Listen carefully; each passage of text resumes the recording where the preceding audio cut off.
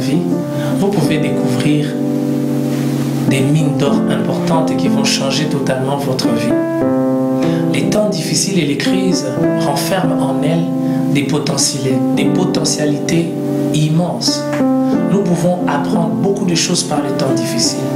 L'histoire du monde et l'histoire de la science nous montrent que la plupart des évolutions, la plupart des progrès qui ont été faits, c'était toujours après les temps difficiles. L'homme, par son intelligence, a été capable de tirer des leçons par les temps difficiles. C'est aussi important que, même si vous n'êtes pas scientifique, même si vous n'êtes pas un décideur politique, que vous soyez capable d'apprendre, de tirer les leçons dans les crises qui viennent dans votre vie. Qu'est-ce qu'il faut faire pour tirer les leçons, pour apprendre au travers des crises de la vie? La première chose, c'est de réfléchir. Dans Proverbe chapitre 16, le verset 20, le sage dit ceci: celui qui réfléchit aux choses trouve le bonheur. La réflexion est l'une des choses qui a disparu dans nos églises, dans nos milieux chrétiens. On se dit, Dieu va tout faire. On attend que Dieu vienne même réfléchir à notre place. Réfléchir, c'est savoir se poser des bonnes questions. Et l'une des questions, ou quelques questions qu'il faut se poser, c'est de se poser pour savoir pourquoi. Pourquoi je passe par telle situation? Plusieurs personnes n'ont pas cette honnêteté. Parce qu'il faut de l'honnêteté pour se poser la question pourquoi. On a toujours tendance à chercher le bouc émissaire. Les personnes qui cherchent toujours les boucs émissaires ne tirent pas des leçons, n'apprennent rien des crises qu'ils traversent. Lorsqu'on se pose la question pourquoi, on doit examiner qui nous sommes, comment est-ce que nous marchons, est-ce que nous sommes à la base de ce qui arrive ou ce sont les décisions des autres. Même si ce sont les décisions des autres, nous sommes responsables de notre réaction pendant les temps difficiles.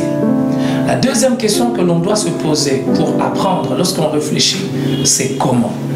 Comment je dois traverser cette situation? Qu'est-ce que je dois faire?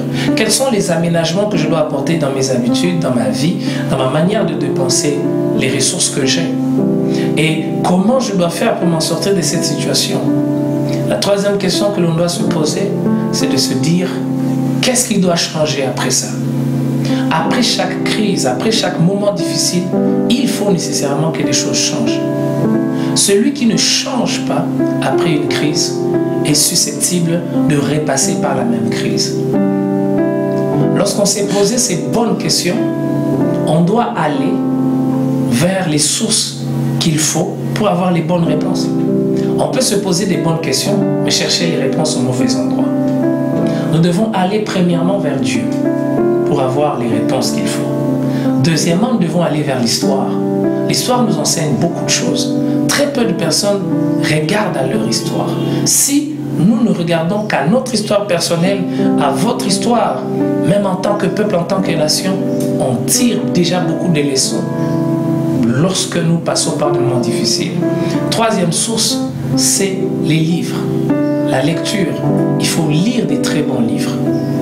Lorsque on s'est posé des bonnes questions, lorsqu'on est allé vers des bonnes sources, la troisième chose qu'il faut faire, c'est de prendre des décisions.